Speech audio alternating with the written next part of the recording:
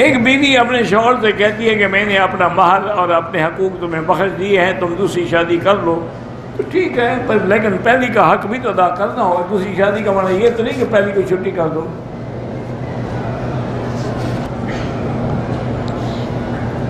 786 سے مراد بسم اللہ الرحمن، یہ بالکل لوگوں نے حساب بنایا ہے، اس کا شریعت میں کوئی ثبوت نہیں۔ تم اپنے نام کا عدد نکال کے لکھا کرو 420 840، صرف قرآن کے ساتھ مذاق کرتے ہو۔ بسم اللہ لکھو، کوئی 786 نہیں، کچھ نہیں۔ گزارش یہ ہے کہ کوئی بھی کتاب جو ہے نا جی حج اور عمرہ کی وہ لے لیں، کوئی بھی، اردو، انگریزی، عربی، اس میں آپ کو یہ روایت مل جائے گی کہ پہلی نظر پر دعا قبول ہوتی ہے۔ اسی لیے حکم ہے کہ جب دیکھو تو کہو کہ اللہم زد بیتک ھذا تشریفا و تکریما و تعظیما و محابتا و برا و تقوی، زد من کرمہ و عظمہ شرفہ ممن حجہ و اعتمرہ تشریفا و تکریما و محابتا و برا و دعائی لکھی ہوئی ہے باقاعدہ۔ میرا بھائی جرابیں جو آج کل ہیں نا نیلون کی یا کاٹن کی، ان پہ مسا نہیں ہوتا۔ ائمہ اربعہ کا اتفاق ہے کہ المسح علی الخفین موضوع پر مسا ہوتا ہے جو چمڑے کے، یا نعلین جو ہے نا ثقیف ہیں، یا نیچے سے بلبوت لگا ہوا ہو کم چمڑا یا اور کوئی موٹی چیز کے پانی اندر نہ جائے۔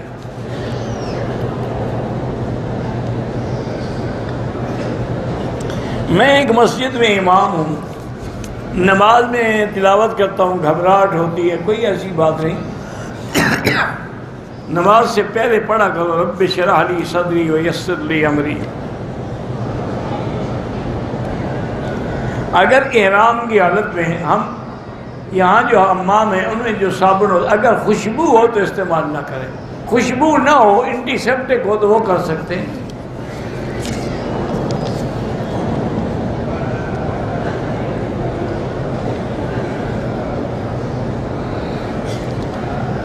کہتی ہے بچی ہماری کہ ہمارے اوپر قرض ہے، اپنا گھر بھی نہیں ہے، ایک آدمی کو ویزے کے لیے کہا ہے، ابھی ویزا بھی نہیں ملا، تو میری بیٹی ہر مشکل میں ایک تو استغفار پڑھا کریں اور ایک حسبنا اللہ و نعم الوکیل، اللہ تبارک و تعالی۔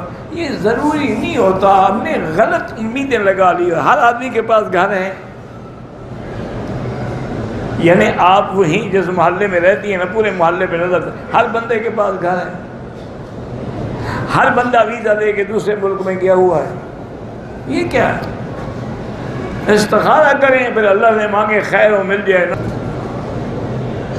اگر دم واجب ہو جائے اور دم دینے کی طاقت نہ ہو تو جب اللہ پیسے دے اپنے ملک سے پیسے بھیج کے دم کرائے، اور کوئی حل نہیں ہے۔ وہ روزے جو ہیں وہ حج کی بکری کے ہوتے ہیں، یہ جرمانے والی بکری کے نہیں ہوتے ہیں۔ حالت احرام میں میں نے بھولے سے صابن سے ہاتھ دھو لیے، 2 4 5 ریال خیرات کر دو، دم نہیں ہے۔ میں مدینے سے احرام باندھ کے نیت کر کے آئی ہوں، اب ناپاکی کی حالت ہے، 8 دن ہو گئے ہیں، لیکن یا تو فلائٹ پیچھے کروا لیں ورنہ پھر دم پڑ جائے گا، عمرہ باطل ہو جائے گا، اور زندگی میں پھر تمہیں عمرہ بھی قضا کرنا پڑے گا، تو اس لیے سیٹ 100 ریال دے کے 10 دن اور بڑھا لیں۔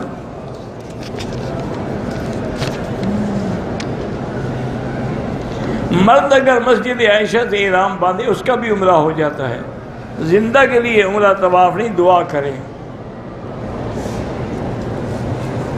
کہتے ہیں کہ میں نے دبئی سے احرام باندھا، شلوار نکالنا بھول گئے، مکہ ہوٹل میں یاد آیا تب شلوار نکالی تھا، تم جو چادر باندھ رہے تھے اس وقت میں شلوار نظر نہیں آئی ہے، یہ عقل کی بات ہے بولے۔ بہرحال دم پڑ گئی۔ جو نمازیں ہم نے جان بوجھ کے چھوڑی ہیں وہ بھی قضا کر سکتے، قضا کی نیت یہی ہے کہ جو میں نے چھوڑی اس کی قضا پڑھ رہا ہوں بس۔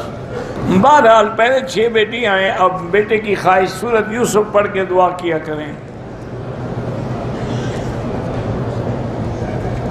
میرے جسم میں رسولیاں ہیں، چربی کی مانند ہے، جسم میں بری لگتی ہیں، اللہ شفا عطا فرمائے، زمزم سے غسل کرو۔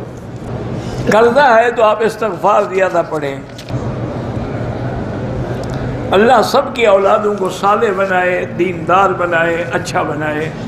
جو بے نمازی ہیں اللہ ان کو بھی نمازی بنائے۔ کاروبار میں برکت کے لیے استغفار پڑھیں۔ شوگر کے لیے بھی یہی ہے کہ 2 بڑے چمچ جو ہے نا رات کو سوتے ہوئے اور صبح نہار زیتون کا تیل لے لیں، وہ پئیں۔ مغرب کی اذان کے بعد اگر نفل پڑھیں مستحب ہے۔ ابو ہریرہ نام رکھ سکتے ہیں؟ ہاں جی رکھ سکتے ہیں، ایسے یہ نام ہے ہی نہیں، کنیت ہے۔ پتہ نہیں کن لوگوں نے بنا رکھا ہے کہ ابو ہریرہ نام ہے۔ ابو ہریرہ تو کنیت ہے، ان کا نام تو عبد الرحمن ابن صخر تھا۔ اگر کسی پہ قرضہ ہے اس کو زکوٰۃ دے سکتے ہیں۔ میری بیوی چلنے پھرنے سے معذور ہے، اس کے لیے عمرہ ہاں کر سکتے ہیں۔ استخارے کا مسنون طریقہ یہی ہے کہ 2 رکعت نماز پڑھیں، اس کے بعد درود شریف پڑھیں، پھر دعائے استخارہ پڑھیں 3 دفعہ، اللہم انی استخیرک بعلمک، وہ لکھی ہوئی لے لیں، لمبی دعا ہے، یاد نہیں ہوگی آپ کو۔ تفریج من ہموم کا معنی ہم اور غم سے نجات، طیب عیش سے معنی ہے کہ کھلی راحت کے ساتھ زندگی۔ وجوب الجنہ اور معنی واضح ہے، ہدایت الی طریق ارشاد، ہدایت کی طرف جانا۔ بچوں کے امتحان ہے تو امتحان سے پہلے سورۃ الم نشرح لک صدرک 7 دفعہ پڑھیں۔ مدینے جا رہے ہیں، جاتے ہوئے درود شریف پڑھیں، راستے میں بھی اور وہاں بھی۔ ہمارے مریض ہسپتال میں اللہ شفا عطا فرمائے۔ ہمارے بھائی کے دل کے وال بند ہیں، دعا بھی کریں لیکن اس کو جا کے باقاعدہ انجیفی کرا کے اس کھلوائیں، صرف وظیفوں میں نہ بیٹھ رہے ہیں وہ جب تک فوت ہو جائے۔ علاج بھی کرو پھر وظیفہ بھی پڑھو۔ میری والدہ کے لیے جائز ہے کہ دوران عدت محرم کے ساتھ مکے ہے، اس کو گھر سے نکلنا منع ہے تو مکے کیوں آ جائیں؟ عدت میں تو گھر سے باہر ہی نہیں جا سکتی، تم اس کو مکے بلا رہی ہو، ماشاءاللہ۔ جو لوگ یہاں بغیر تنخواہ کے کام کرنا چاہیں اجازت کے بغیر نہیں کر سکتے۔ میلاد والا مسئلہ جو ہے یہ بالکل من گھڑت ہے، اس کا نہ قرآن میں نہ حدیث میں ثبوت ہے، نہ صحابہ نے میلاد منایا نہ اہل بیت نے منایا۔ تو 600 سال بعد ایک بادشاہ نے رسم جاری کی۔ اذان کے پہلے جو صلاۃ والسلام پڑھتے ہیں وہ بھی بدعت ہے، اگر سنت ہوتے تو حضرت بلال پڑھتے ہیں۔ مسافری میں نماز قضا ہو جائے، گھر میں آئے گا پھر وہ قضا وہی کرے گا جو مسافری والی ہے۔ اگر دوسری شادی کرے تو کیا پہلی عورت سے اجازت لینا ضروری ہے؟ شریعت میں ضروری نہیں ہے، قانون جانے تم جانو۔ پرس میں کچھ پیسے تھے ساتھیوں کے، مدینہ منورہ میں گم ہو گئے، ساتھی اپنے پیسے نہیں لے رہے تو ان کی مہربانی ہے، اچھی بات ہے، انہوں نے تمہیں معاف کر دیا۔ تمہارے پاس امانت تھے نا، تمہارے پاس کوئی قرضہ تو نہیں تھا ان کا، تو امانت کا حکم یہی ہے کہ اگر وہ گم ہو جائے اس کی قضا نہیں کرنی پڑتی۔